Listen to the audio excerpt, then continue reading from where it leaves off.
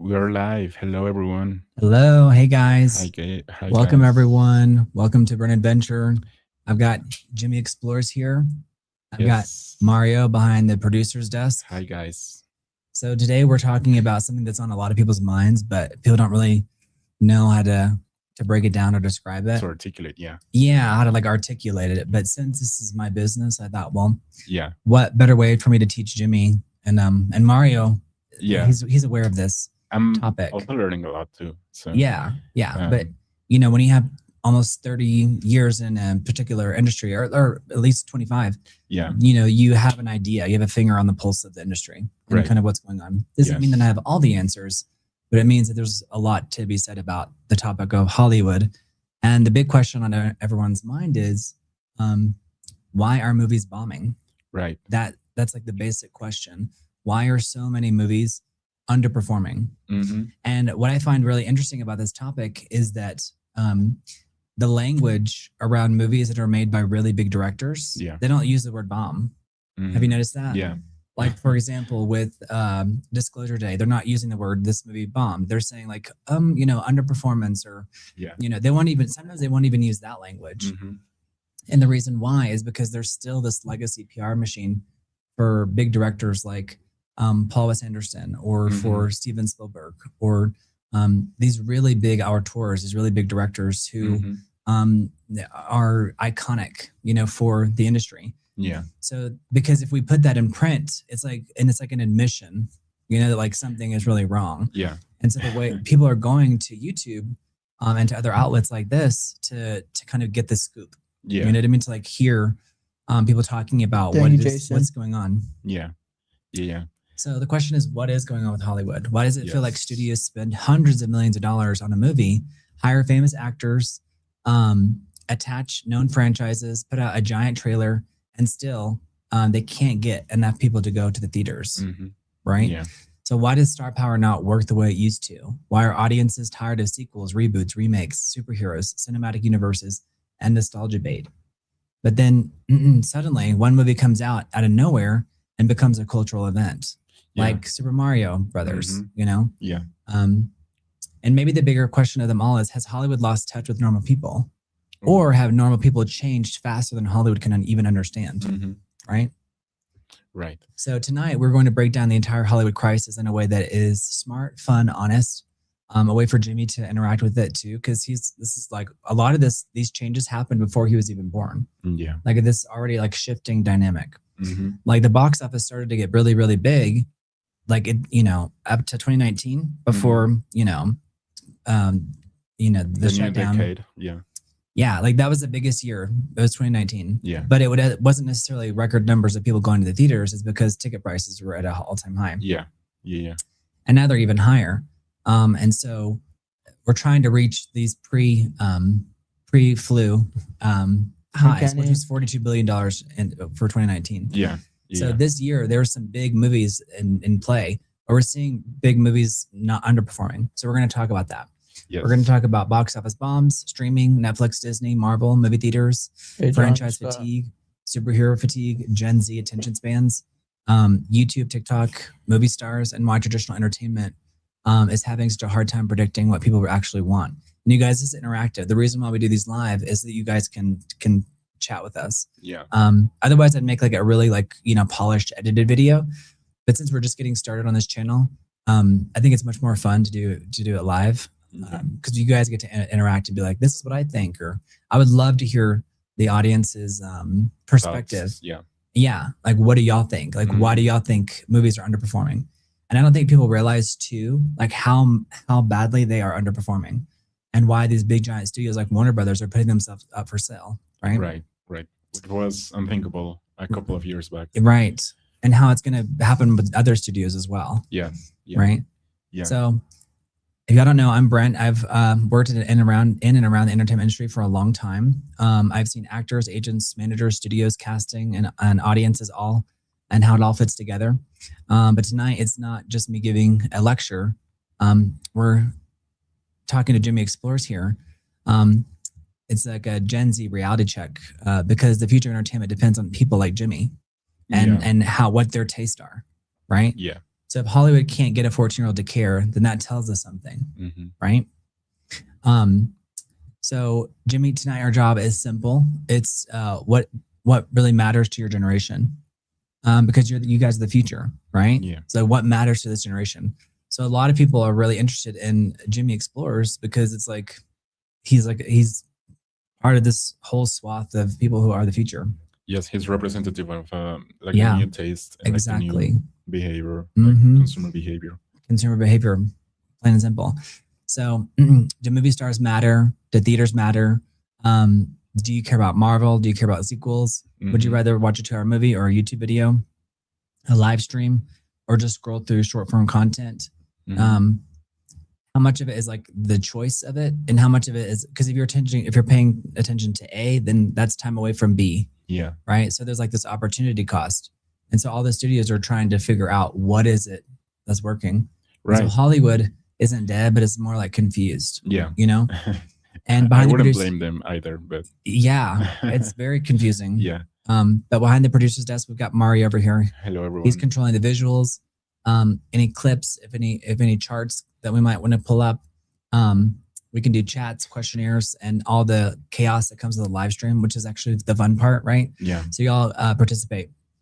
And we can also put up a poll, Mhm. you know, and you guys can let us know what you think. What's the last movie you guys saw? Let me know in the chat. What was the last movie y'all saw in the movie theater? Yes. I'd be really curious to know. In the movie What was the theater, last yeah. movie theater? What last thing you saw in the movie theater? Mhm. And tell us what if you thought it was worth the money as well.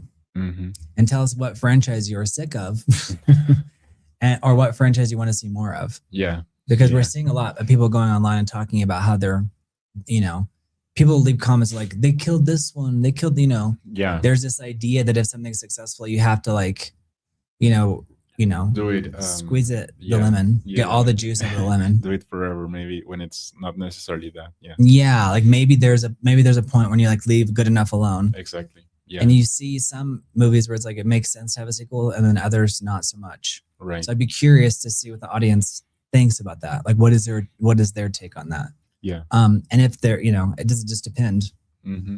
Even back in the 1980s, I remember when they did,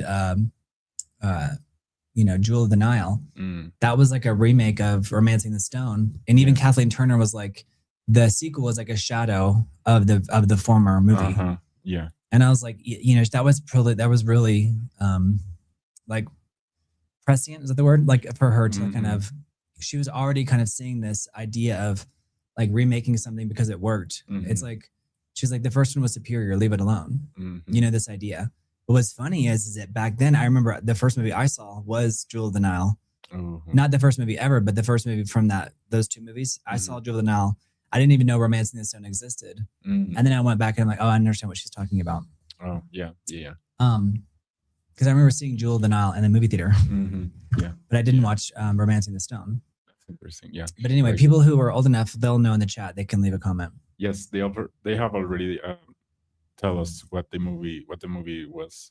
So hi everyone. Gizmo saw Avatar. Jason saw Statham. Shelter. Jason Statham. Jason Shelter. Statham. Yeah. So Jason Statham, he's like an action star. So he does a lot of action movies. So. And John Scott saw The Love and Thunder. Thor, Love and Thunder. So it's been years then. Yeah. So if that's the last movies that you guys saw, that's been years. Yeah. Yeah. So I'm going to London on the 18th of December to see Sonic Symphony. Johnny goes. So That's are they playing Sonic music? Is it playing at the London like Opera House or something like that? Let me know what you mean, Shadow. That's really interesting. Jimmy, what's the last movie you saw in the movie theater? Scream. Yeah. Yeah, we went to go see Scream. Yeah, it was another movie, but actually that was like the highest performing. It was the highest performing movie in that franchise. This is that fan. This fan. Oh, well, thank you. Yeah, we gotta swap that. There's like a control for the fans in here, you guys. So Mario's like controlling the fan and just controlling this one. We probably ought to turn this one down. Yeah. All right, so that was my little opening monologue. But Gizmo, is the last movie you saw back in 2009? Was it Avatar? Or was it the latest Avatar, the Fire and Ash? Gizmo, I'd be curious to know. Let us know. Mario, did you see Fire and Ash? No. Don't you think that's interesting how that movie, those movies, it's like they make so much money, but in some ways it feels like they have like zero cultural impact. Yes, that's what I think about that particular movie. Although his work is admirable, but yeah. And the last movie I saw was Disclosure Day. Yeah. Okay, so tell me about Disclosure Day. I'd be really curious to know, like, what was your take on that? Well, I think at the beginning I was kind of like very like just observing it, like just recepting whatever it was like on the screen. And then the moment I finally got like more into it was like halfway there, like halfway into the movie, because then I kind of there's like a scene that was because there's like two stories happening at the same time, and then when they like get interconnected, that's when I finally kind of like it hit me how Spielberg manages to portray like humanity, which was very like emotional to me. I would say like it was very like oh, I get it. I get. You get what he's trying to do here. Yeah. What was he trying to do? I think he was. I don't know. I saw just like the human aspect of the scenario that we were on, because it's like kind of the idea of what would happen if humanity knows that the aliens exist. And so I think that he has like an ability to portray humanity in a way that's tender, like two humans understanding each other, even if they're not like the empathy aspect of it. Yeah, he talked a lot about that in the marketing and like the marketing leading up to it. Like this movie is going to really talk about empathy. Yeah, you know, a lot. But yeah, aside from that, it was. But people complained that there was nothing disclosed. Yeah, right. Like, like what's the disclosure? Because doesn't it end with her saying like, "Listen"? Yeah, I mean, to me the ending makes. You guys don't forget to like the video, by the way, and Jimmy, say hi to everybody. Hey everybody. Hey everyone. To me, the ending made sense because if I were, I mean, I think that's I mean, there's no answer to that question for me at least. It's like what they will tell us. I don't know. I don't think that there's an answer for it. It's like right, like you can't just make something up. Yeah, I mean, for me, it's kind of like trying to answer what's beyond death. You know, it's kind of like we can like theorize and everything, but we don't know exactly. So I think that's kind of like the same thing with this question. And so for that reason, the ending made sense to me. Yeah, but I get that people or like audiences weren't necessarily into that. Well, is that why what's your theory as to why the movie underperforms so badly? Well, like what do you have a theory as to why it underperformed? Do you think it was like bad word of mouth? I think so. I mean, because the movie itself is not very, impactful, I would say, as has his previous movies. Yeah. And maybe it's just again like a thing of the culture where we think that nothing's gonna shock us anymore, and so we just avoid. That's a good point. That's a really good point. Yeah. Like nothing is like. Yeah. There's no compelling reason to go to the cinema. Yeah. Because it's like you already know that there's like a limit on how much wonder and awe it can provide you. Yeah. Whereas in the early days of cinema, there was definitely like an element that was did we get a new troll doll? No new troll doll. There's one right here. Let's see. Yeah, we just put two together. Yeah, they may just be on screen at the same time. Yeah. That'd be kind of cool though. Like each live stream is like a new troll, like a new doll that we put on display until we get up. Until there's just it's all full of it. Critters everywhere. Yeah. Nonstop. But yeah, I mean, maybe that's the reason. Yeah. Honestly, I was kind of shocked too because it was full the day I went to watch it. So it was like a full theater. Yeah. It had a 62% drop off the second weekend, which is relatively typical. Like it's typical to have like most movies, they drop off on the second weekend. Now some movies actually have an increase in the box office the second weekend, but that's only there's like remarkably good word of mouth. Yeah. Which you saw happen with that Obsession movie, I think it was, and probably Backdoors. Yeah. Backrooms. Yeah. Backrooms. Yeah. Yeah. So, Jimmy, do you think do you think that like movies don't have the power to like give us like awe anymore? You like the sense of like, oh wow, because we can see the same resolution on our phones. Yeah, but some movies do have that thing. Some people make really good arguments and say that like the real impact is not necessarily the visuals, but it's the sound. Mm-hmm. Like whenever you go to the movie theater, Yeah, like the aspect that's really contributing to the great experience is the Dolby Digital and the Dolby sound. Yeah, the surround sound that maybe you can't quite achieve at home because of all the different because of space limitations. Yeah. Like devices and everything. Yeah, I know some people that go to the movies just like for the sound. Like it's more about the sound than it is for the. And Dag says modern movies are so formulaic, watered down, PC, woke, BS. I mean, Dag Overhaul. I mean, I don't disagree. Dag, you want to give me any more like another way to say that too? Because I'd be curious if you have an example of a movie. Because I don't think you're wrong. I think the audiences are like kind of fed up to an extent. Yeah. Like it feels like we're being force fed maybe something like an agenda, let's say perhaps. And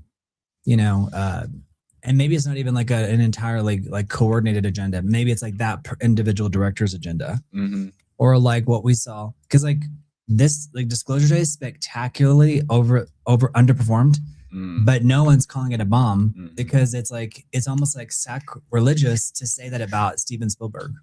Yeah. But it did. Like it's like you know what I mean? It's not performing. For example, my mom was also like comparing it to AT, for example, which was like E.T.? Which was something that she saw at her time. And so True, I think Dag. for So true. people her age may be leave questions for Jimmy too to get him engaged. We'd love y'all to leave questions for Jimmy. It's really good for him as a 14-year-old. People her age are comparing it in that way too. So your mom compared it to watching E.T. when she was younger? Yeah. And then what did she say? What was her comparison? She wasn't very impressed by it because I mean, for example, E.T. was more emotional to her too, and so it's everything, right? Like nostalgic, also bringing back that experience. True. And 100%. Maybe that's what happened to some other people her age too. So, well, I think like most people just didn't go see it, right? But then like, what's that about? Because they did a really good job like promoting the movie. But I think what we're seeing now too is that like younger audiences, like your age, here's the funny part about the audience watching. Jimmy is in the same generation block, which is Gen Z, as Mario. Yeah. Right? Y'all are in the same generation. But there's, you're also unique for your age too, because I think most people your age were not interested in that film. But you were interested in that film because you're a big film buff. Meaning like, you like film. Yeah. Yeah.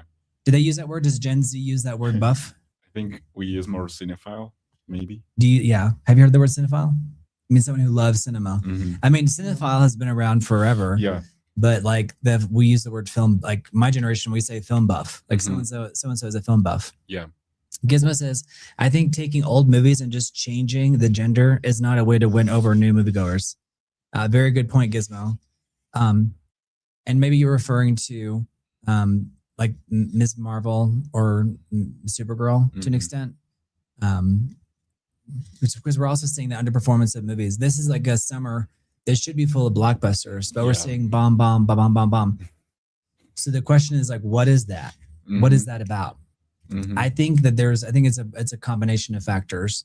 Jimmy, what would you say? What do you think is the biggest reason that people are not going to the movie theater like they used to? Because now they can just watch it from home. Now they can watch movies from home in general? Yeah. But so let's say they can't watch that particular movie. Let's say Supergirl. Have you heard of that movie? Have you heard about it just from me, or have you heard about it like from marketing, or like how did you hear about Supergirl? I'm curious. We haven't talked about this. Huh? Online? Like an ad or somebody talking about it? Both. What was the press you saw around it? Like what was because the way we're exposed to movies is a big part of it. Yeah. Right? Like how do we even hear about the movie in the first place? Sometimes the first time we hear about a movie is someone criticizing it. Yeah. Have you noticed that? Yeah. Like the first time, but what was the first thing you saw about it? Was it just an advertisement? Or was it a good one? I don't know. So you didn't have like you weren't like, it didn't make you want to go see it. No. Yeah. I think that's the thing, is that like this movie is also is underperforming, and it launched, I think, officially like today. Movies get an earlier release. Yeah. But the critics have been said it's like a really, really bad script. Mm-hmm. And the question is like, why are these movies getting made? Whenever we can tell any story we want under the sun, why are we choosing these particular things? I've asked myself that question too. Mm-hmm. I don't know. Dag Overhaul said, I don't mind gender changes per se, but it's always so preachy when they do it. Yeah. That's a really good point. Yeah. So it's like whenever they do a change, it's like, we're doing it and we're so like, they're like patting themselves on the back for it, versus it saying like, this should be a superior version of the thing. Yeah. Like the previous thing, maybe. Yeah. So it shouldn't, like, things it can be derivative, but it doesn't have to be necessarily reductive. Yeah. Right? Yeah.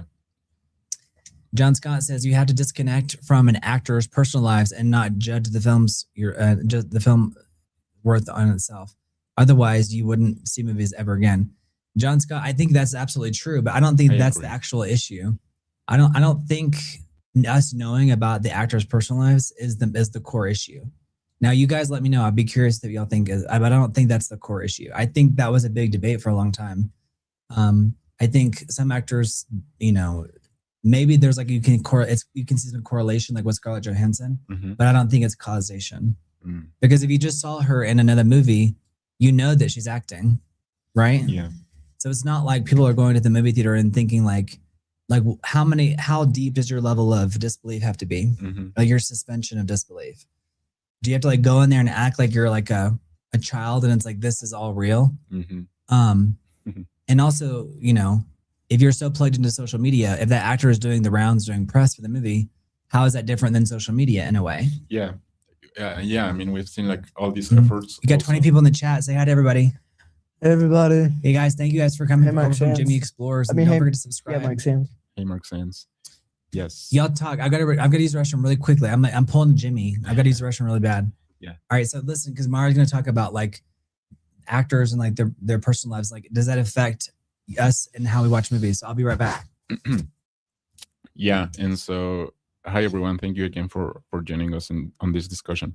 Yeah, y'all ask questions for Jimmy too, to get him animated, to get him jazzed up. Yeah. If you have any questions for either me or Jimmy, you can put them in chat. And but yeah, I mean, the question that we were discussing a little bit was like the idea behind, like, I don't know, even like the influence of social media on promoting a movie, right? Because we've seen like all these efforts, like all the production companies' efforts for get the movie kind of like out there, right? And so Brent and I were talking a little bit about word of mouth, which is, I would say, a big part of movies nowadays, because everyone's just like discussing it either on TikTok or like any social platform, right? And so I think even just by a review, like a 30-second review that you see on TikTok, can influence, right? So I think we're seeing like all these companies also playing on the idea of paying influencers and everything, and creators just to talk a certain way about a movie. And so that, I think that's kind of like the effort that all these companies are going through to make the movie somewhat relevant. John Scott says a lot of films just get an unfair blanket condemnation as being woke. Yeah, and I think, John Scott, that the point that you were touching before about how you have to disconnect sometimes actors, but sometimes also the directors from the movies too, it's very right, right? Because you cannot talk about a movie without have watched it. I think that's my take. But I think that you need to kind of watch the movie in order for you to form like an opinion, at least. You can obviously hear like other opinions, but I think that best case scenario, you have watched the movie in order for you to form like an opinion. And so maybe that's also coming from a sacrifice, quote unquote, of saying, well, I don't like this particular director, actor, whatever, but right, I'm still gonna watch the movie. And so I think that effort is not being made today as well. True. Which is except that maybe it's gonna be bad. And the marketing is so interesting too, Yeah. because it makes us feel like we've already seen the movie. Yeah. Like there's something about the marketing. Have you ever seen those trailers? And whenever you see the comments on YouTube, and you're like, "That's the way you do a trailer." Yeah. You know, but you don't have that luxury necessarily, because otherwise, you know, we're gonna see what happens with the Odyssey, which I think comes out this weekend. No, yeah. Is it this weekend? I think in 2 weeks, maybe. in 2 weeks. But sometimes the trailer is even more interesting. Hey, David right, Yeah. Hey, David Young, what's going on? than the film itself. So I think that's interesting too. Gizmo, like, that's true. yeah. Yeah, well, Gizmo, the yeah. same thing was that happened with Supergirl too. So there's a lot of comparisons to the Rachel Zegler situation, and with Millie Alcock for this Supergirl film. Yeah. There's a lot of comparisons and saying that like they're making the same mistakes as like lead actresses in these big franchise movies that should historically do well, but aren't because they're making like man-hating comments, let's say. I think it is a mistake. I don't really focus on it that much, but I think it's just it makes audiences like just uncomfortable enough to not go. Yeah. Not everybody, but Yeah. you're like alienating like the core audience, because what I don't think people realize is that Supergirl was created for a male audience. Originally, like it was like almost like a man's kind of fantasy. Yeah, and I think Interesting. this brings us back to the idea of what's even like the original thing anymore. Because Hey, Mark Sands, what's we've going on? seen like the copy of the copy of the copy, and everything is just like Mark Sands from A Devil Wears Prada 2. stripped down from its originality, maybe. What's that last comment again? I want to hear that. You guys participate in the chat too. If y'all are watching, this is very interactive. So if y'all are watching, y'all leave comments. Yes. I do best. Yeah, he does both. Hey, Andy Phillips, how are you? Hey, Andy. Thank you, Andy. Appreciate that. Thank you, Andy. I was saying that maybe it's also the idea that we don't know what's original anymore because we see the copy of the copy of the copy. Yeah. And I think this is what Dark Overhaul Hey, Jim was Winship. saying. Hey, Jim Winship, what's going on? When he was saying that movies are watered down, because yeah, they are. I think they are not as provoking, as thought-provoking as they used to be, maybe. That's okay, Jim Winship. Jimmy doesn't care what his hair looks like. Like if I try to comb his hair, he'll just like no combing it looks bad. I think it's it looks so bad. But you're bringing up a point that's like really related to what we're talking about, which is like everything is relative. Yep.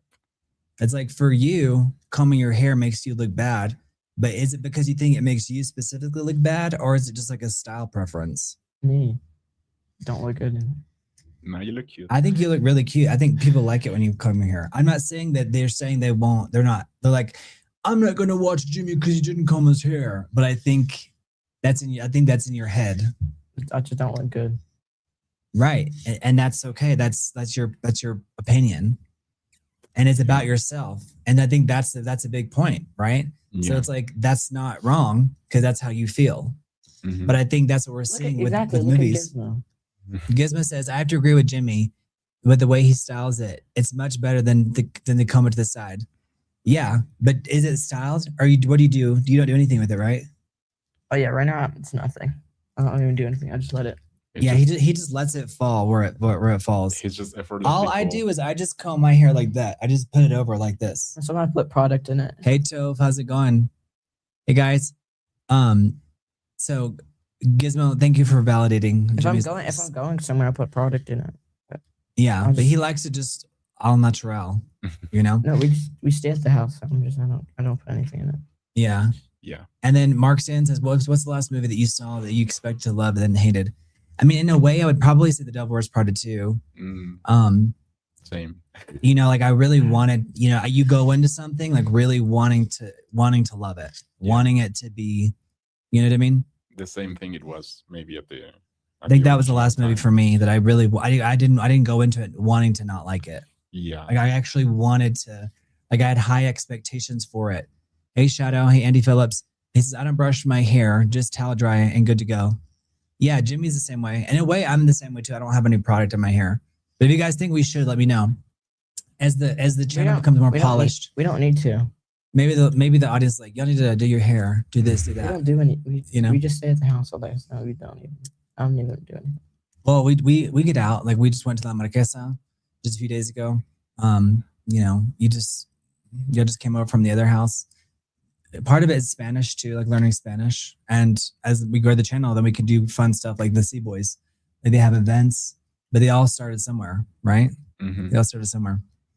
Let us know, Shout, about if you go to London. That'd be awesome. On the 18th of December. Brent, get a foot long mohawk.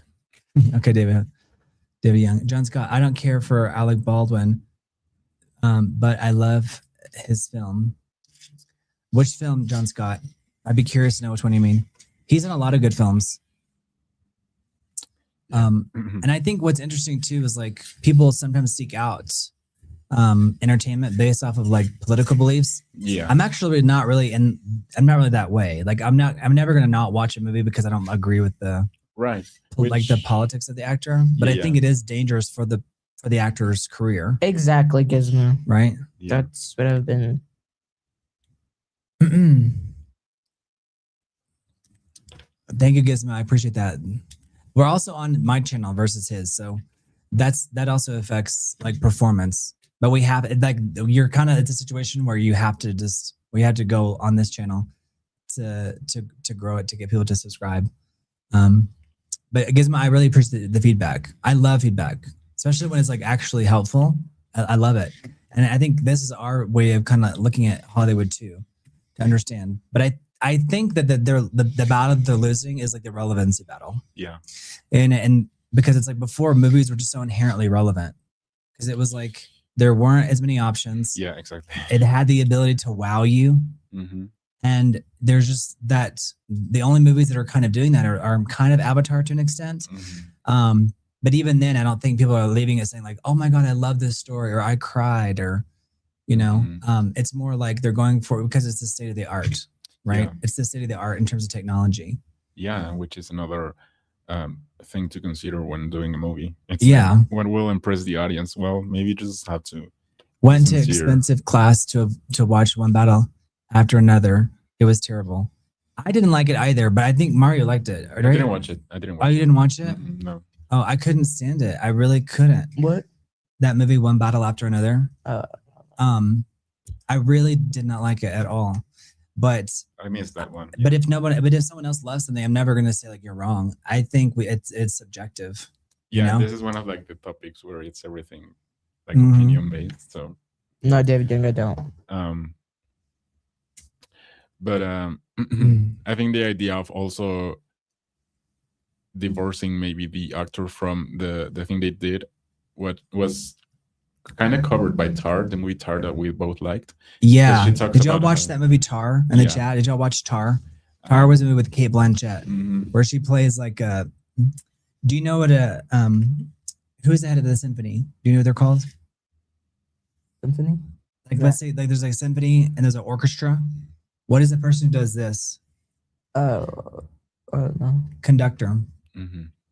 So there's a movie that came out a few years ago, and it had Cate Blanchett, and she was a conductor of the German, like the German Philharmonic, something like that. Yeah, I think so. Yeah. But that movie was like very specific, and not a lot of people saw that movie. Right. So I don't bring it up that much because it is so specific, but it's like a masterclass in like precision. Yeah, and her character talks a little bit about the idea of not letting yourself influenced by maybe the politics only, but also even the personal lives of the character. Like she mentioned, like Beethoven, or if we judged everybody based off of like their actions, then we wouldn't listen. We wouldn't be able to enjoy anybody. Exactly. If we went down that road. Yeah, and it's also true at the same time that it's very true. Politics can also like influence like the thing, right? Like at the end. So I don't know. It's like a very interesting topic, but yeah, I would say if you can watch it and if it's good, you will judge it by yourself and like you will have your own idea of it. Right. But yeah, I mean, for example, One Battle After Another is like one of the movies I made. Hey, Santiago. Yeah. Yes, still Mexico. Yes. So Santiago Gonzalez. Yeah, we're still in Mexico. This is we're in our apartment. So thank you guys for watching. Yes. John Scott says it was interesting, one battle after another. From a social perspective, it was ripe with stereotypes. Have you heard that expression, Mario? Ripe? Yeah. I mean, like it's filled with. Yeah. And that an interesting way to say it, but it was it did have a lot of stereotypes. I just thought there was something about the way it was put together that just made me like not care. And I'm one of those people, I don't like to feel like, let's say, bored, right? Yeah. So if something is like actively making me feel bored, I'm like, what is wrong with this product? Yeah. Because I find like I try to find like something interesting in everything. Why don't you and Mario switch? Do we have a list of questions for him to ask? More like bullet points. Okay, let's swap. Yes. And then we can swap again if we need to. And you guys, Jimmy he can be at the producer's desk. We can see him being in charge. That's funny. Even though they're using a blue filter to counteract the natural yellow hues. That's hilarious, Doug Overhaul. Does it look that way? Tell me. I'm curious. Does it have that? Does it have that thing? Toph says maybe they went too political with one battle. At least, let's see.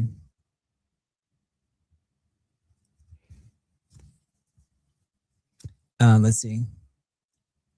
Is it too, let me know, because I want to know like what the colors are looking like on everyone's screen. If it looks like we're filming through a Corona bottle. You know what I mean? Yeah. Like there was a movement recently. They had an ad campaign in Mexico, and it was like, film movies in Mexico and don't make them look like like they were filmed through a beer bottle. Yeah. You know? Yeah. But there's some truth to that, you know? Like showcasing like the northern part of Mexico. Yeah. John Scott, are you talking about that old movie Freaks? Have you seen that movie Freaks? No, but it's been on my watch list. It's a really old movie. Yeah, it's like 30s. It's like the early days of film. Yeah. Freaks. Yeah. It's like required viewing in film school. Yeah. Although I haven't watched it. Yeah, 100%. It's warm, not too orange. Thank you, Toph. Let us know if we'd like to get feedback about the look of everything. Yeah, thank you. And thank you, Doug. That's funny. But I think the issue of the box office is a complex one. It's not just, and maybe that's like the boring answer, but it's a combination of things. What's your diagnosis? I think, I mean, I always say this about things, but it's like a complex thing because it's like a combination of factors. It's not just the like the idea of people not wanting to watch a movie. It's more like the political climate at the time, right? Like it's very real, very real. We're even seeing like new technologies that we didn't have before, and I think that's also affecting like attention span, the purchasing power, and everything. That's a big part of it. Like the actual, just the ticket price. Yeah, like the sticker price of going to the movies. Yeah, because now for a family, you spend like, you know, for the tickets, like maybe if you buy food, like the transportation and everything. And so maybe people are not that interested in doing all that if they can watch the movie from home, maybe. Right. Which is or watch something else. Yeah. Or do something else. Yeah, exactly. And so I like the movie theater experience, but it's also being kind of like, you know, I was telling you as well that when I watched Disclosure Day, I had like a little child next to me watching videos on her phone, and I was there's like one screen for another screen. It's like she's like they've all paid. Hey Bobby Barra, how are you? Bobby. I just not got online. Bobby Barra, you're good. We've just been hanging out. We've been talking about the box office, and Jimmy's at the producer's desk. Jimmy, show yourself. Did Jimmy go off with himself as kids do? He's right here actually. Jimmy's learning to be the producer man. But I was shocked because why are we hiding his comments? CGI is so good, you cannot. I don't think Santiago comes. I don't think there's anything wrong with his comments that I saw. But it's still so bad you can't stand watching it for long. Yeah, that's an argument. But I was shocked that I had like this child just watching some other. So Jimmy, he went to the movie theater and he saw a movie, and there was a kid on that. Like what? What do you think about that, Jimmy? Like, I think that's I was wondering what's the future. well, I think it's just like that story wasn't. How old was the girl though? Like, it was maybe just older than a toddler, but at the same time, I'm like, well, if you know the toddler, it's not gonna pay attention. Then maybe just skip the theater for now. Maybe. Well, but you're making that's an interesting point because if they can't afford, you're making a point because if they went to the movie theater without the kid, someone has to watch that kid. Mm-hmm. So then the cost of going to the movie theater goes up exponentially. Yeah. So it's cheaper to pay for the ticket and just have her scrolling, but it affected because you've got this light, emitting from this little toddler's phone over here. But also the parents were on their phones. I see why y'all hit this comment. I get it because I guess you could interpret that many ways. But also the parents. Oh, okay. But also the parents were on their phones too, from time to time. So I was like, you're like, what is this? Yeah, like that's the example they are putting into their childs, essentially. Yeah. I mean, I think that's like an inevitable part of, like how much can we model for our kids? Yeah. Whenever it's like the phone has become a crucial tool. Right. So it's like, I do think that maybe bringing back things like no phone at the dinner table, things like that can be really helpful. Yeah. And help understand like some level of boundaries. Mm-hmm. But when I'm with other people, I try to do that, like not using like the phone on the table, maybe. Mm-hmm. But I was talking a little bit about this because it's kind of like everything affecting the movie theater experience now. So I think it's right. You had no choice but to see this light coming from these other people's phones. Yeah, and they can't confiscate your phone necessarily. Yeah, and I think when you walk into the movie theater, right? That's interesting. I get why some people will want to skip that as well. Alan Gray is making a point too. He said one of the main reasons why it's so expensive to go to the movies anymore, by the time you pay for admission and some snacks, you've spent, if not all, over $50. That's totally true, Alan Gray, 9117. Yeah. Thank you guys for contributing to the chat. That's really good. Y'all contribute because this is live.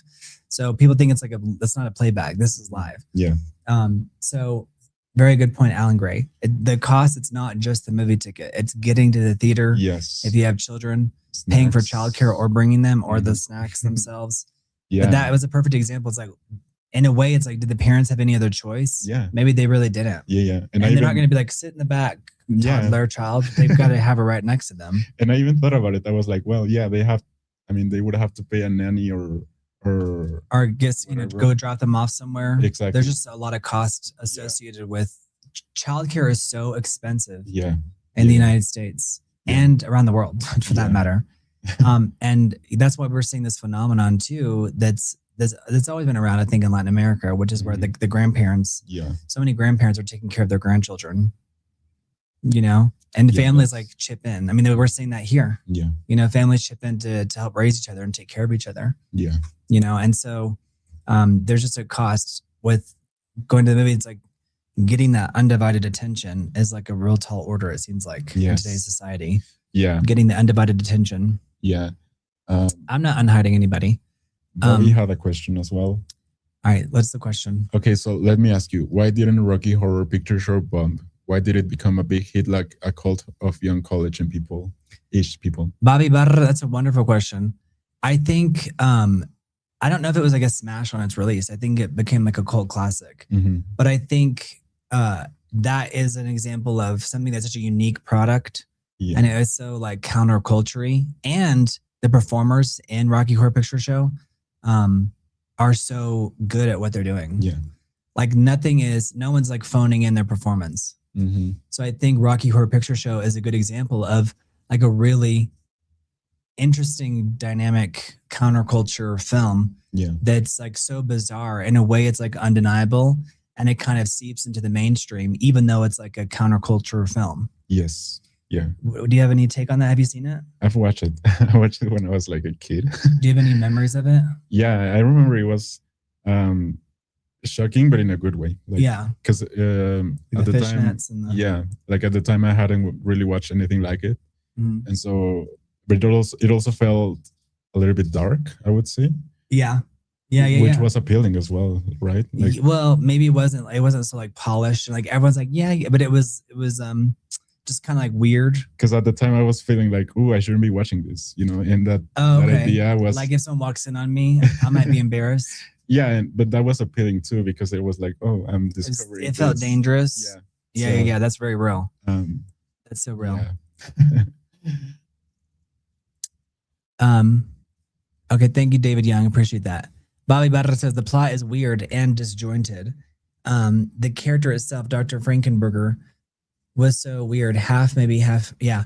The reason I think Bobby Barra is that like these movies don't have to be perfect to have a cultural impact too. Like if they're bizarre enough, they can break through the cultural zeitgeist. At least then, maybe not now. Yeah.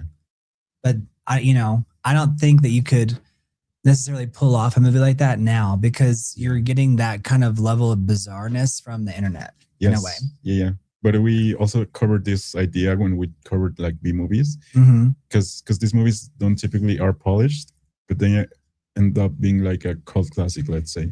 Right. So I think that's like part of the style, maybe even. Right, like it's not polished by maybe not on purpose, but like it works. It makes it even feel even more authentic. Right. The fact that it's not so polished. Yeah. Thank you, David Young.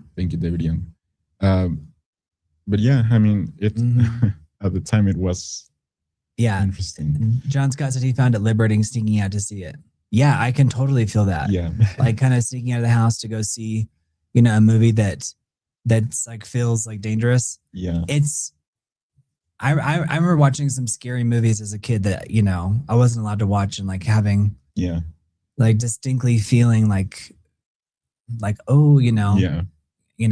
movies don't scare me as much, but I think horror too is like it's evolved, whereas like Scream is more like almost like fun, and it's more like a whodunit, like than it is a true like you're like truly scared. Yeah, and now horror has like this morning I was thinking in my head you don't say like so much, but horror has transitioned into being more psychological horror. Yeah.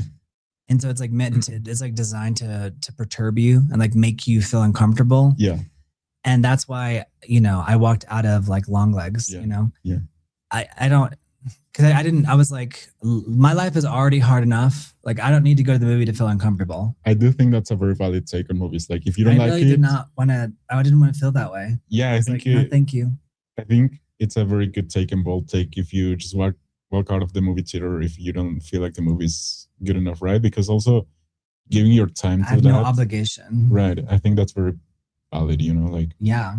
I mean, I think maybe earlier in my life I would have felt bad about that. Yeah. You know what I mean? But I think when movies are like intentionally making me feel so bizarro, I'm like, no, I'm leaving. That happened with 28 years later too. I walked out of that. Yeah. I couldn't finish it because it was so uncomfortable. Yeah.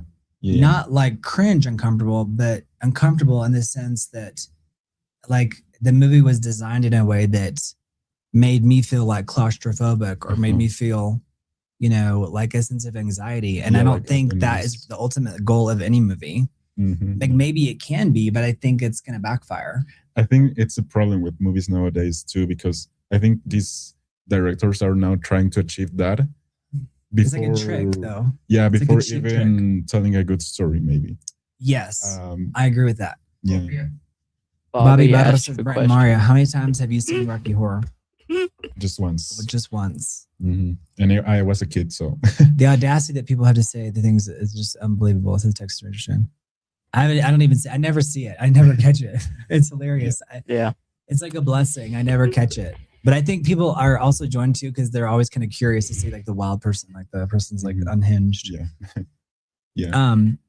Bobby Barra says, well, can you do the time warp dance? No, Bobby Barra, but I know what you're talking about, but I can't visualize it. It's in the movie. I don't remember it. There was a time warp dance. Yeah. Yeah. Jimmy, you want to look up the time warp dance? Jimmy, you can pull up a picture and show it on a tab. But people are obsessed with that movie. Like it's obviously broken through and become a big cultural like element, right? Yeah. He says, "Oh, come on, I know it. You're being shy." No, I really don't remember it. I really don't. I don't. There's something kind of. I love Tim Curry. I think he's a really fascinating character. That's a very interesting. Very interesting. Very like almost like mischievous looking. Yeah. Yeah. But yeah, I think the problem with modern directors maybe is that they are Put your hands on your hips first. Okay, so like you gotta go like this, and like. But do you have to move forward and move back like this? I still go like this, and then. Jimmy's doing it over here. Jimmy's that. doing the time warp dance. That's hilarious. I'll get an image. All right, if we get a Venmo, we'll do the time warp dance. Well, Jimmy will do it. He just. No, you're doing it. Oh, that's funny. It's not. There's like nothing. There's not a lot to it. I think, which is why like sometimes the beauty is in the simplicity. Yeah. Of the thing. Yeah. I also think what's interesting about film too is that sometimes it's like the thing inside of it is not so unique, but it's like the container that it's in. Mm-hmm. Like everything together is what makes it fascinating, not necessarily the pieces. Bobby said he just gave a Venmo. Yeah. Thank you, Bobby. Thank you, Bobby Barra. Thank you, Bobby. Thank you, Bobby. I appreciate that. So this. Brent, search it up so you guys can do. Is. Thank you, Bobby Barra. $10. Thank you. You said it's this, and then do you go forward and backwards? No, I forgot. Is it like, or is it like, are you kind of like glitching? Are you like? No, here, just search it up. Okay. You have to admit that it had great music. Absolutely. Yeah. 100%. Thank you, Bobby. I don't think we're debating like how culturally relevant or amazing that is. I think it's great. But I think what we are debating now is like is how movies in the past feel like they have much more weight than movies today. Yes. And what is the reason for that? And I think it's a combination of choices that we have. It's attention span, like you said. Yeah. The cost associated with going to the movie theater. Yeah. And breaking through to even let people know that your movie is out. Mm-hmm. Yeah. Even that can be challenging, you know. Sometimes I'm like, oh, I didn't even know that this movie was coming out this year. And I ask myself, why would I miss that? Not in like, oh, I should have known, but more like before you kind of knew that the movies were going to be out there. But now it feels like you don't necessarily know anymore because everything's just like so muddled. Yeah. Like there's so many things they're competing for your attention. Exactly. Yeah. A lot of things are competing for your attention. Gizmo says, I had to look it up. I had never heard of the time warp dance. But the dance looks like it came from the 1940s. Do you think Troye Sivan, it says, do you like Troye Sivan? He's Blue Neighborhood trilogy music videos always hit me the feels. Toph, I don't even know who that is. I liked some of his last album songs. Mm-hmm. I have no idea who that is. Isn't that wild?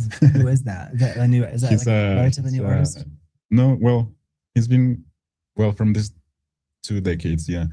But he was a YouTuber as well at the beginning. And that's cool. Singer. Yeah. Toph, that's good to know. I'll look that person up. I didn't even know Toph. I'd never even heard of this person, but it just shows some of his songs. Yeah. Yeah. Mm-hmm. I think music too. There is you reach an age where you kind of stop listening to new music. Yeah. Not because it's and that's not necessarily for everybody, but I think now with the new wave of AI music, it's like so puzzling. You gotta do the dance, Brent. Did you pull it up? Have you seen how you do it? You have to do it. There's like different types. And there are different types of the dance. Just search it up. He even has a song with Ariana. Oh, good to know, Toph. I didn't know that. What's his song? Was it a breakout song or not very big? No, not very big. What are we looking at? That guy, Troye Sivan. Yeah, Troye Sivan. I'd never heard of him before in my life. Sivan? Sivan. Yeah. Yeah. Thank you for being here, Troy. And Shadow, I mean to say.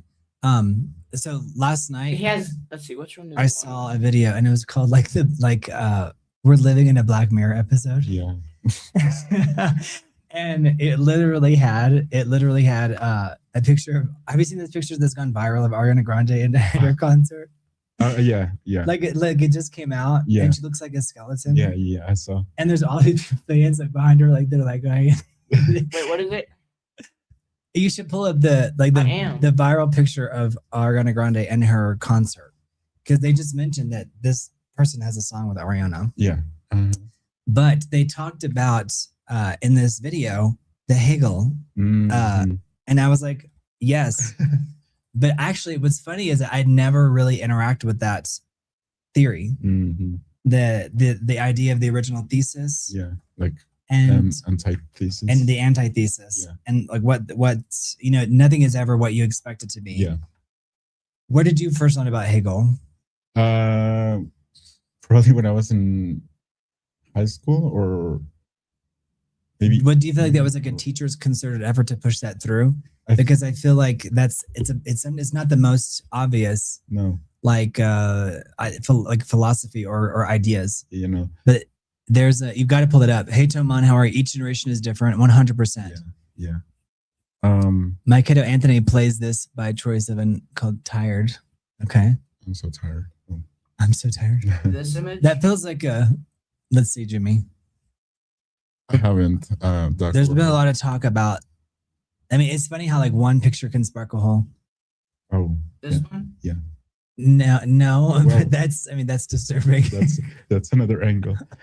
No, but there's one woman in the background, and it's her like letting the audience like wash her over with love, Mm-hmm. And it seems like on one level, I found it. poetic, I found it. but it's like literally a horror picture. Yeah, I mean, because it feels like they're like sucking her dry. Yeah, it's like the most bizarre thing I'd ever seen. Since there was like a whole video that was like breaking down like this picture is like a symbolic of fame today. Oh yeah. Is there a way to make it bigger or no? Okay, let me try.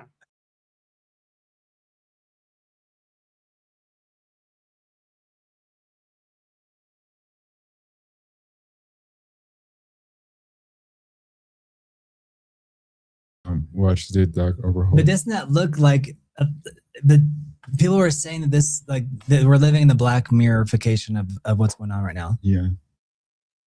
But that picture, she's sitting there, but it looks like she's like getting drained of her energy, and the audience like everyone has their mouth open. Yeah. I found an image where somebody like edited it, but like made her like extremely skinny.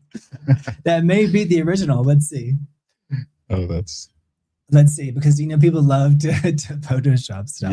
Yeah. Have you noticed that term is like gone out of style? Look. Let's see. Yeah. Okay. Yeah, Jimmy. Photoshop. Now you say. Yeah. What is wrong with people? I mean, why go through the trouble of that? Right. Come on, poor thing. All right, but let's go back to the other image.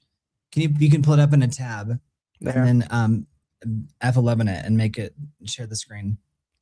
But the reason why that image is so like poignant is because it's like what's going on with society, whereas like that would have been seen as like a really big deal. Yeah. But it's been so normalized that no one's really, not no one, I mean, people are talking about it, but there's not any one cultural event that's like necessarily breaking through all the noise, even a photo like that. Yeah. Right. It says, isn't that Audrey Hepburn with an AI touch-up? No, Bobby Barra, that was Ariana. that looks like an alien, says Gizmo. It's funny. That was Ariana. How do I screen share? Here, I'll show you real quick. Also down here. The Dark Overhaul. What is? Oh, I found it. Got it. What is Pod about Dark Overhaul? Mm-hmm. She is Ariana Grande, by the way. She's like a singer. Okay, this is disturbing, but this is here. Click on that one. That was a big discussion, Toph. It's like, what is this? It's like, are we living in a Black Mirror episode? In a way, it feels that way. Some days I wake up and I feel like I'm living in a Black Mirror episode. Yeah. But like everyone's excited, everyone's having a good time.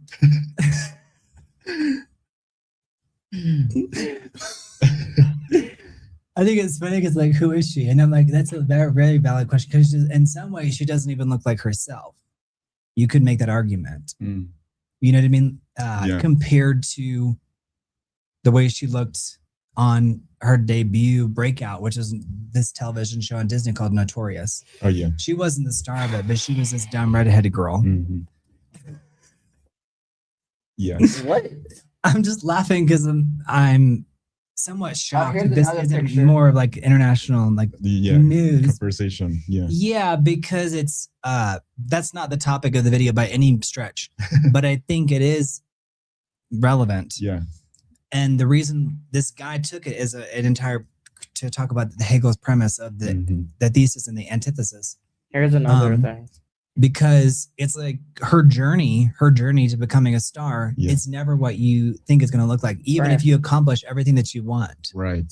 Right. Have you noticed her getting super skinny? Yeah, that's like a big topic. And I never want to pick on anybody, but I think there is concern there. Yeah, I mean, she also was in 2 movies that were kind of like, I don't know, like they just went Not yet, David. by and Not yet. She has a new movie coming out. I don't think it's come out yet. It's she's in part of the Meet the Parents. Yeah, but her weight was more like the discussion instead of the movie, right? So did it come out yet? I don't think it's come out. No, not that one, but Wicked and yeah. Well, I think the press tour was very like a big topic. Yes. And even those movies didn't really perform that amazingly well. Right. For being such a huge IP. Yes. Meaning intellectual property. Right. Looks like John Scott, like he's speaking metaphorically, but that means like doing something. Yeah. Toph says, look at how she looked in dance to this music videos. Dances, okay. She used to look really good. I didn't even realize that was her in the first picture, says Gizmo. That's so sad. Yeah. Well, that's the thing now, is that there's like the fame monster, but I also think it's not necessarily about being famous. It's more about like, what do you feel comfortable looking at? What is, what's your healthy weight? Yeah. Because some people may say you're underweight, you're overweight.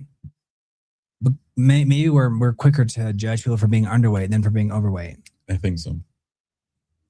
Maybe we've normalized not judging people for being overweight. This is what they're talking about. And again, it's part of like the whole cultural pushing. Toph, is that what you're talking about? An idea.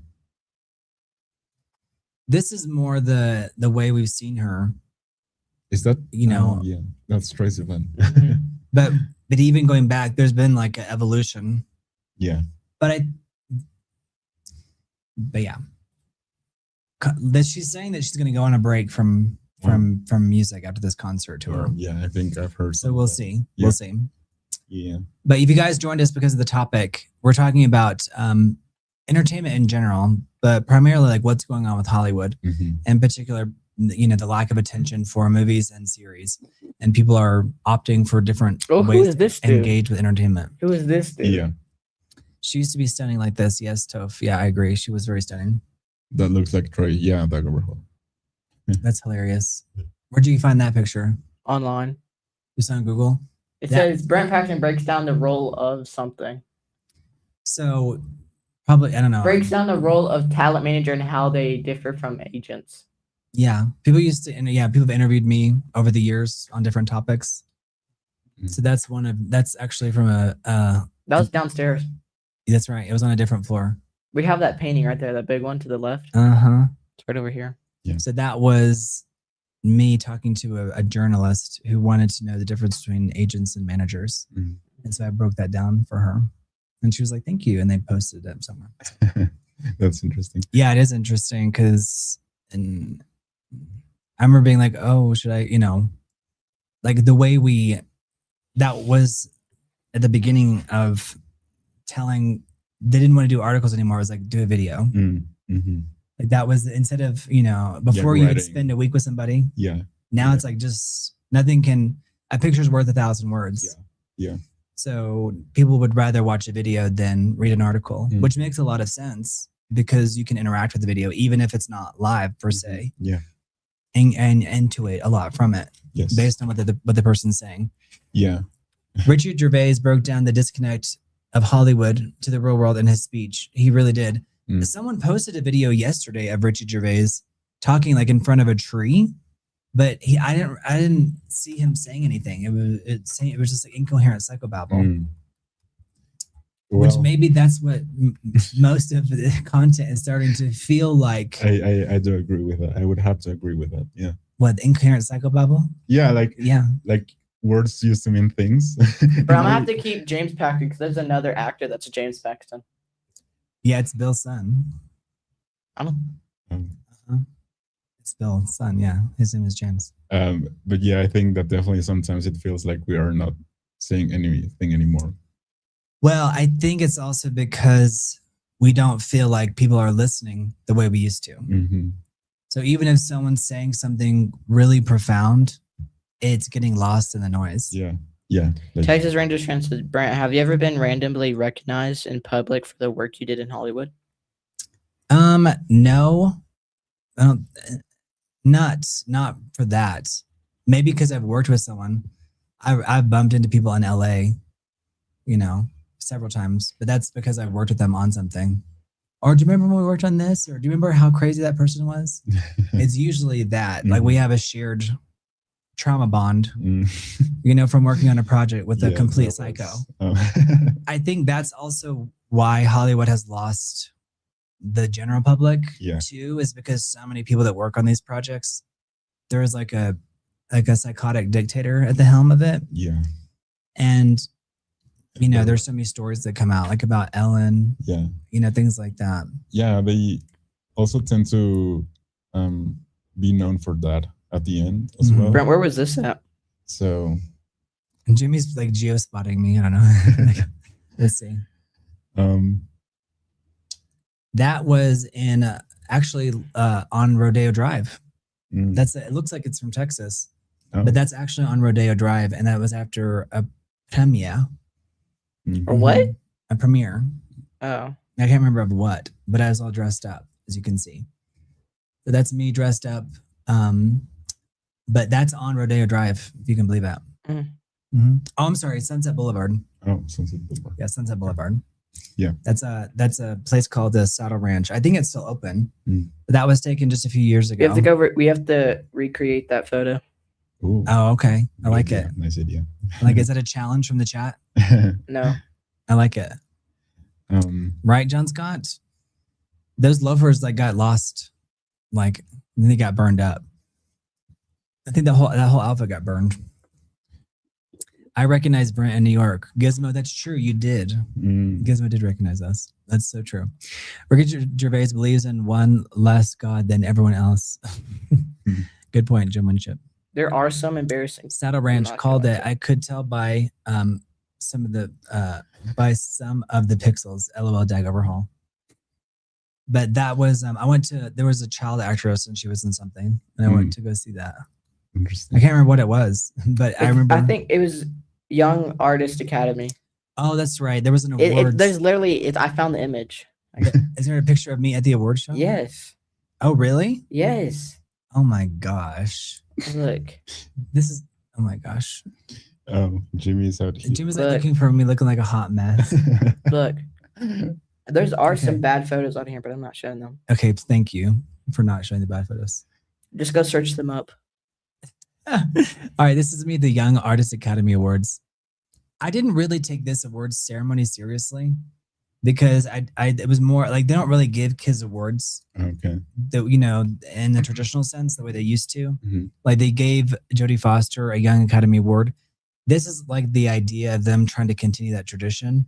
But I didn't really appreciate the way this award show went on. And the reason why was because people were winning awards for saying one line. Oh, yeah. In an animated series. And I'm like, Jim Winship said no tie. I mean, it was more casual.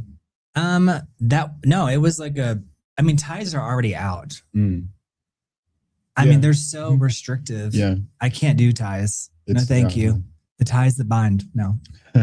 No ties for me. That's a hilarious picture because I remember I was so not into that. I was so exhausted, and you can kind of tell. I'm just like. I have a picture of you and Nyberg I'm getting here. Propped up. You know what I mean? There's a picture of you and Nyberg on here. Okay, you want to show it? So said, I think also not having historically accurate portrayals of significant historical I would characters. Let my sister date that guy, Bobby Butler. For me anyway. Yeah, tough. It can be.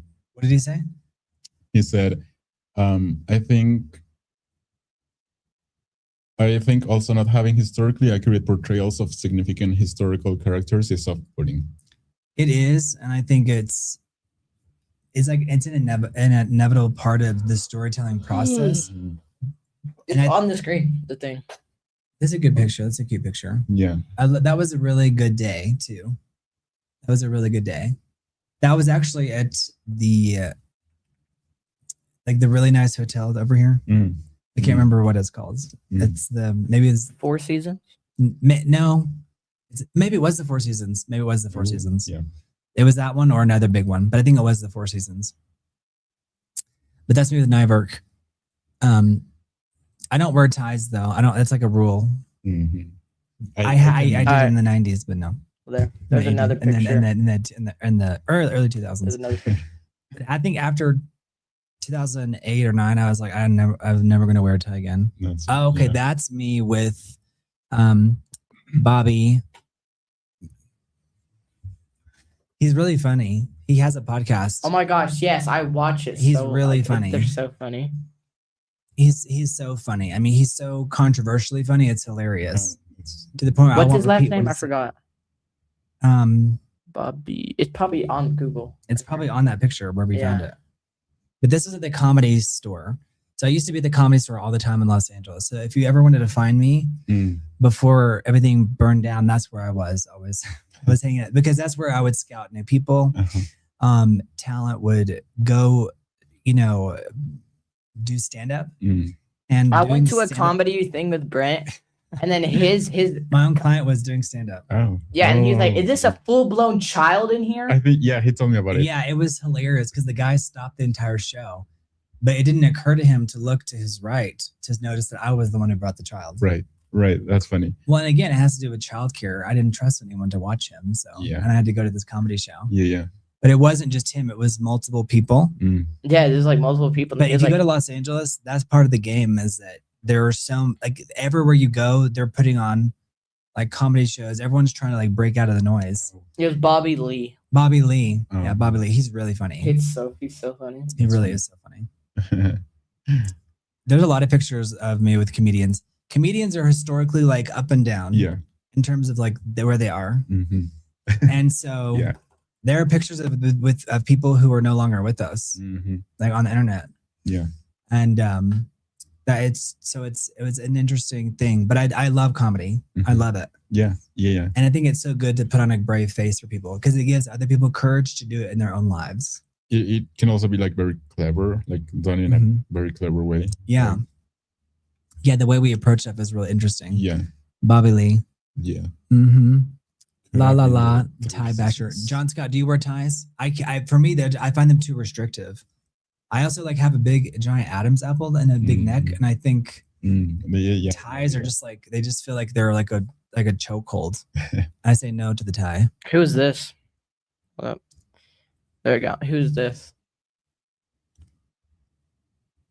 Jimmy's like doing a deep dive into my history. This is what's fun about lives, guys. So this is over 20 years ago, and that guy actually passed away too. I know him. I think so. I think I've seen him in movies. His name is he was in Will and Grace, that television show. Oh yeah. He was a little guy. Yeah. Jimmy, was that? And I'm drawing a brain burp. What's his name? It's forbidden. I know him. His name is, I can't remember right now. It's probably on there. Yeah. It's, he's from, I think he was part of a show that was kind of about white trash, but he's a famous, gay actor, and he had just bought his house in LA right before he died. It was really sad. But his name is just escaping my memory right now. David, Leslie, it's Leslie something. Leslie Jordan. That's right, Bobby Barra. Leslie Jordan. Yeah, his death was very like traumatic. It was very bad. I've seen him like a couple of things. Yeah. Brent looks like maybe a little bit. I was going through a little bit of a chubby phase in this photo. I think that was in Dallas, that photo. Let's see. It is interesting meeting some like really famous people because you can't always judge them based off of Tucker. Remember Tucker? We met him in a Starbucks. Yes. He was my client at that time. I know. Yeah, Toph. No, I'm not judging myself. I think I look fine. I'm not one of those people that's like, oh my God, I look so terrible. I just remember how I felt that day. Mm-hmm. You know what I mean? Yeah. And I felt great that day. Mm-hmm. So, but not the Young Artist Awards, the other picture. Mm-hmm. Yeah. Although later in the day, I felt good at that restaurant. Let's see. What are you known for on IMDb? So WeHo, was it in WeHo? Maybe it was in WeHo. WeHo is short for West Hollywood. Oh, okay. Okay. And West Hollywood is notorious for, not in a bad way, but notorious for a certain community. Interstellar. Mm-hmm. Warhorse. I've never heard of that. Warhorse is actually a Spielberg film. Can you believe that? So he made a movie about a warhorse, like a, that's another movie that kind of went under. Did you see that movie? No. Yeah. How dare you? The Notebook. The Notebook. Mm-hmm. That's like the movie that's the most like quoted. Mm-hmm. Like I wrote you, it's like, why didn't you write to me? And they're in the rain and it's like, I wrote to you for every single day for a year. Yeah. And like the rain's coming down and that movie's like really iconic and people really love it. Producer, My Soul to Take. That was one of Wes Craven's last films before he died. Oh. It wasn't the last film, but it really didn't perform. What's the name again? My Soul to Take. My Soul to Take. Oh, okay. Yeah. Yeah. So that's a movie that was kind of like it was in his wheelhouse of horror, the young kids, and the idea should have worked, but it just didn't work on screen. It just didn't translate. Your nickname on here is BPAX. Some people called me that for a while because it was like a way to shorten my name. Yeah. It's like Let's see your quotes. Oh God. The first question I ask my clients is, Are you in it to win it? Yeah. If their answer is immediately yes, I really have to question their drive and if they are worth fighting for, because that's what being a manager or agent is, at least a good one. You're a fighter and a hustler, and oftentimes as simple as that. Yeah, it is that simple. Like you have to like believe in your client so much. Yeah, that you're willing to go to battle with them. 90% of success is showing up. Yep. Yes. That's so real. Yeah, it is. It's so real. These are good quotes. Yes. But it's true. No, it is. Like, it is. Because by showing up, you learn how to do the gig by just being there. Yeah. And also it demonstrates that you're willing to like being part of it. And also like I think the crowd ushers you in the right direction.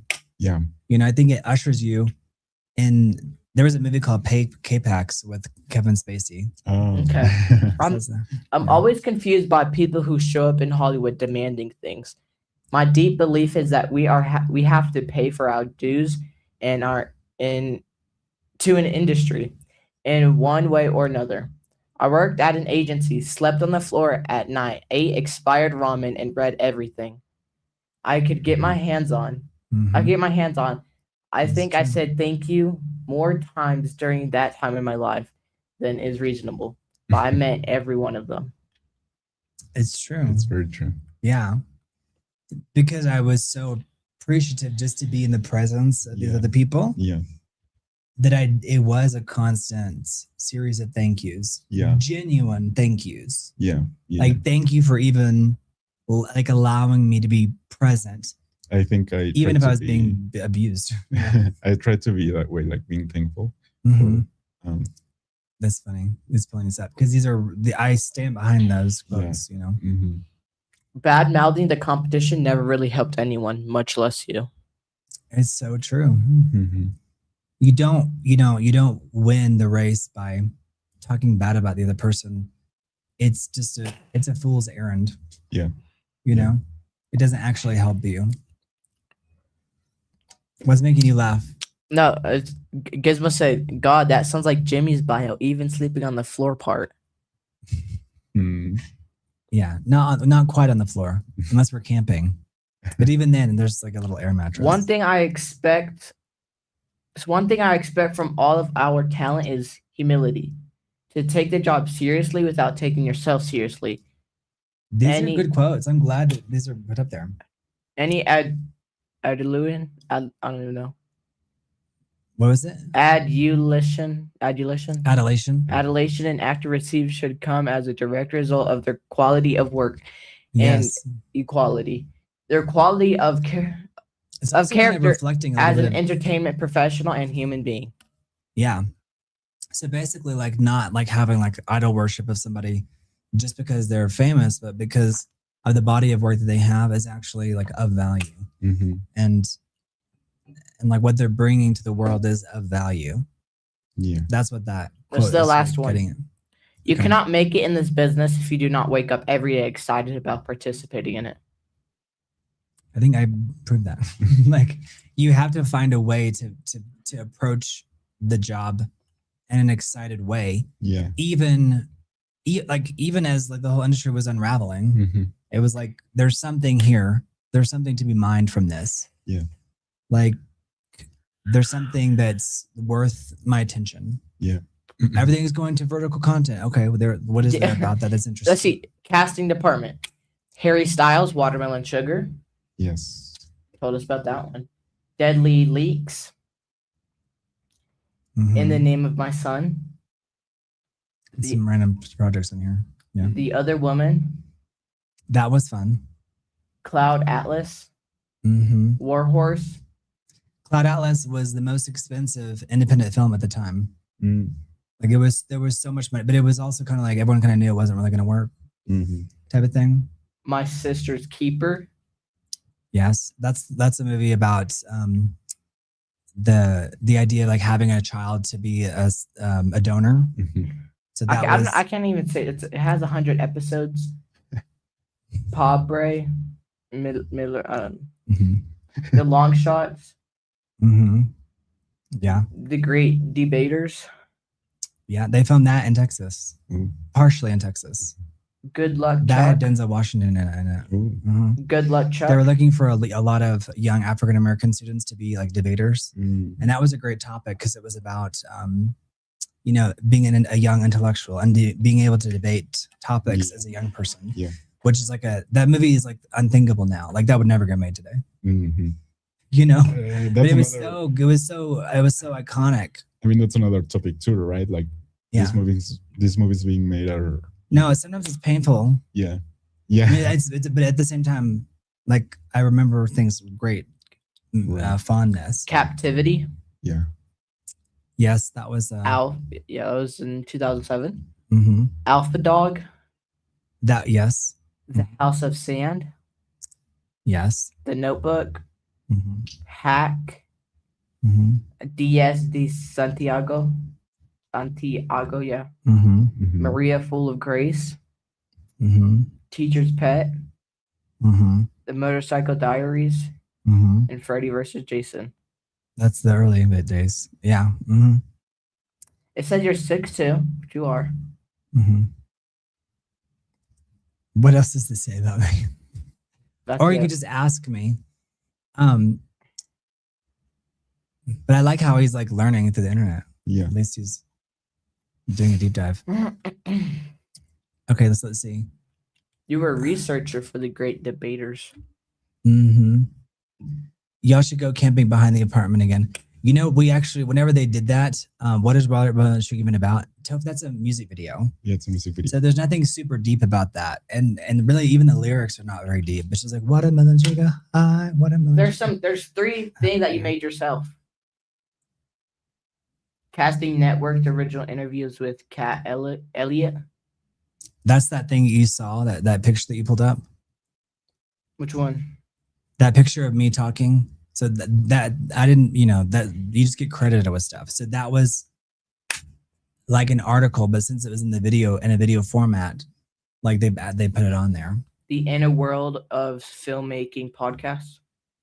That was when I was interviewed by a couple of producers. That was in 2023. And then I remember that day. I remember like they were really like.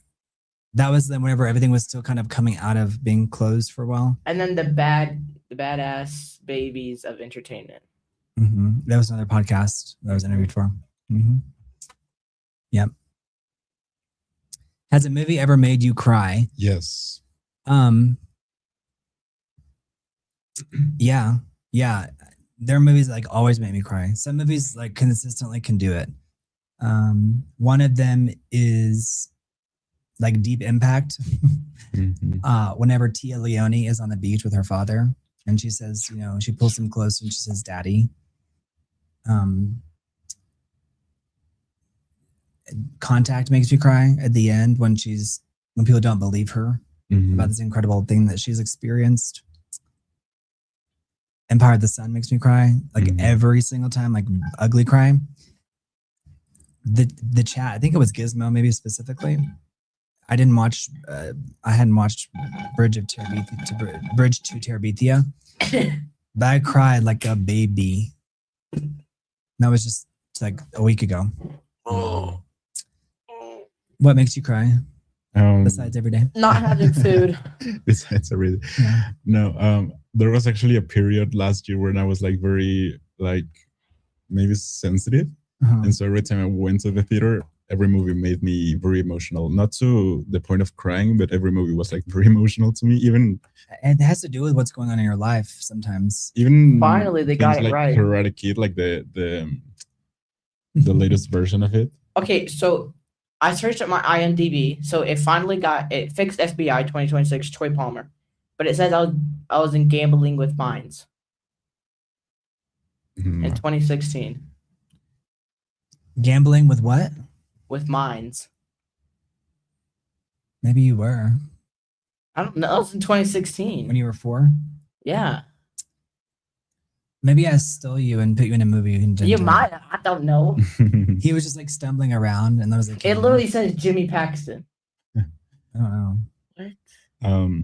But a movie that's very like very, very, very sad for me. It's Dancer in the Dark. I got 3 nominations. It says I got 3 nominations total.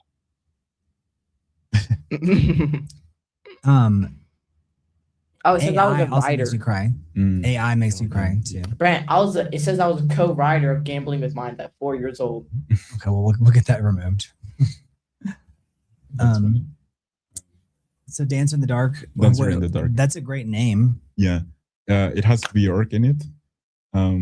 It's like I like everything to be so beautiful, and I like and I'm a tree, and sometimes I feel like the wind. She's so funny. Yeah, she is. But that movie is like so emotionally draining. It's like draining. Yeah, like I cannot watch it like. But it makes you cry though. Yeah. I feel like stuff that makes me cry can in a way like invigorate me because it's going to be like healing. Yeah. I guess it depends. Like Texas right effect. Good job, Jimmy. You were 35 years old at the age of 4. Yeah, we got to figure that out. Yeah. You're right. Yeah, I cannot watch the movie again. Maybe in some time. Yeah. I have to watch that. But it's interesting those pictures that you pull up because some of them were from 20 years ago.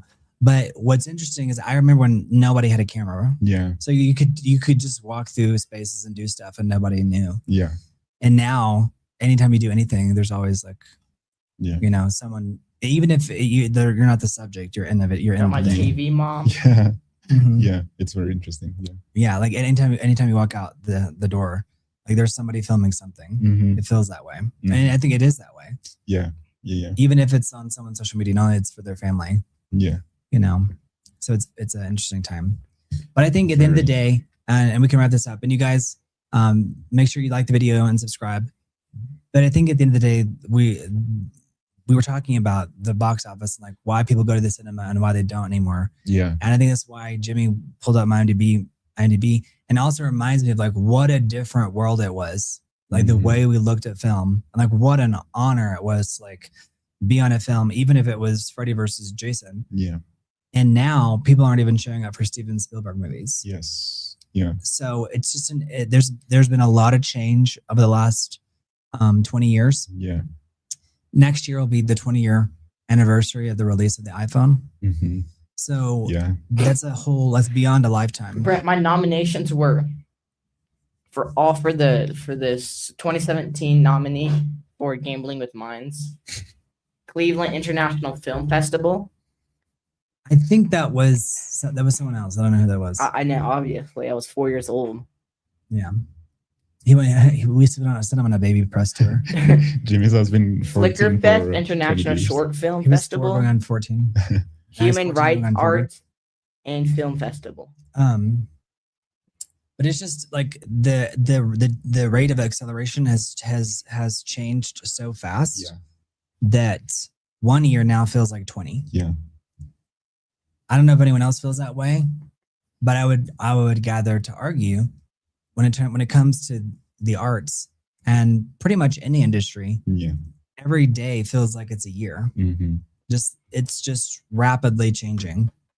So y'all let me know in the chat. I'm curious to know what y'all think. But for me, the industry has just changed so dramatically, even before Jimmy was born. Yeah. Yeah. That it's just changed. Whenever I try to help him like look at something, it just feels like I'm talking Martian. Texas Rangers fan, Jimmy was a harder worker at the age of 4 than people are in their 20s. Yeah. Wouldn't that be funny if that all happened and I just like hit my head and don't remember? Imagine. I'm just a mastermind at 4 years old. Like, yeah. You know, it's like I have to like go to therapy to have to like bring back the repressed memories. You know. Yeah. That's a real thing. People do that. Yeah. You know. I mean, you should do a podcast with Jimmy and where Jimmy plays you and you play Jimmy. Gizmo, what do you mean? Like where we swap bases? Brent is right, Toph? Isn't it wild? I think Toph is saying it's terrible. Like that the world is like unrecognizable for people. And so the bridge now between someone's perspective who's older and someone who's younger, even the most basic of concepts feels like a bridge too far. Yeah. Yeah. You're like, what's definable anymore? I'm actually like 36 years old. We just gave him Yeah, that's how I was a writer. You know. We give him baby Botox every day. You give him baby Botox since 2016. Yeah. Baby Botox. Can you imagine? But I mean, I feel like I'm always saying like, oh, nowadays nothing is defined by nothing. But I feel like it's true. It's like the trade-off for times. Like nothing's being clearly defined. Like maybe Texas Rangers fan. If we get a $50 super chat, I will. Thing anymore. Like there's no original or a thing Venmo because we're not on your channel. Oh, yeah. Venmo. A Venmo. Texas Rangers fan. Say that last part again. That was really deep. Because I was saying like I feel like I'm saying every day, but I feel like nowadays like the trade-off or time is that nothing is definable anymore. Like nothing is the original thing anymore. That's Mario's quote on his IMDb. Yes. Is it? No. Oh, I was like, Do you even have one? No, not yet. Not yet. But Not yet. We're working on it. But yeah, because nowadays everything is like a copy of everything, and so or a copy of a copy. Yeah, and so I feel like it applies to cinema and I mean fashion, music, and even language. Yeah. Day-to-day communication. Yeah. The way we communicate with each other. Yeah, which might be another reason why nothing feels compelling, truly. Very good point there. Yeah. We're not moved in the same way. Yeah. Even if it's like a great auteur like a Steven Spielberg. Yeah. Yeah. They're like, did you feel moved by that movie? At times. He's also like 80. Yeah. You know, almost 80. Yeah. At times I felt like moved, but then when looking at the bigger picture, I was like, well, I think the issue too is that nowadays directors just want to make a 3-hour-long movie, which I question myself every time. Is that necessary? Like making it longer versus making it like the efficient storytelling of the 90-minute movie. Yeah, maybe. I mean, or even just 2 hours. Yeah. Back in the day, it was really 90. Like they kind of figured out like 90 minutes was the target. Yeah. Yeah. Nowadays, I feel like every movie that's coming out and it's somewhat famous is like 3 hours long. I mean, I'm exaggerating, but you make a good point. That was in the 20. I would say in the teens. Yeah. That was already becoming like a problem. particularly with Avatar. Yeah. But making movies that were longer to be like, look, they're like, you can't criticize them as much, but in a way it makes it more. To me, I always wonder, like, being more easily criticized because for not being efficient. Exactly. Like, to me, I mean, it's just like a matter of me questioning personally, is that truly necessary for this film? Mm-hmm. Because sometimes it is. Sometimes you need to have like a 3-hour-long movie. I think for documentaries, it can be more. Yeah. The documentaries are so inherently manipulative. Right. Have you noticed that? Yeah. Like documentaries, you can really convince anybody of anything because you have their undivided attention for however long. That movie. Yeah. Or that series. Their series. Period. Yeah, exactly. Yeah. Yeah. But now for me, sometimes it feels like it's just a way of directors to show off, like, oh, I can make a 3-hour-long movie. Maybe I get away with it because I'm, this person. Right. Yeah. So maybe that's another thing that I felt with this one. It's true. Yeah, that's a good point. So that movie was over 2 hours. I think, yeah, it was like 2 hours, 20 minutes or so. Well, what always sucks too is when it feels over 2 hours and it's not. Mm-hmm. And you're like, yeah, that's another thing. Yeah. All right. Well, we hope Jimmy got something out of that. I hope you guys did as well. Did I order Uber Eats? This is length isn't an issue; it's quality of content. I don't order. Yeah, you make a good point, Yeah. Toph. Listen, I don't order Uber Eats. I eat Uber. That's funny. He's the orderer. He's the eater, not the orderer. Brent's the orderer. But I will. Yeah, we may go outside. I'm not even hungry. You're right, Toph. Yeah, I mean, length is. It's not just effect shocks. John Scott, did you see Disclosure Day? I'd be curious to know what your opinion is. Before we're out, you guys have any closing comments? You guys let us know what your perspective is on the state of affairs in terms of the entertainment industry. Yeah. I think a lot of people do have an opinion about it. Not everyone's engaging with that opinion publicly or verbalizing it out loud.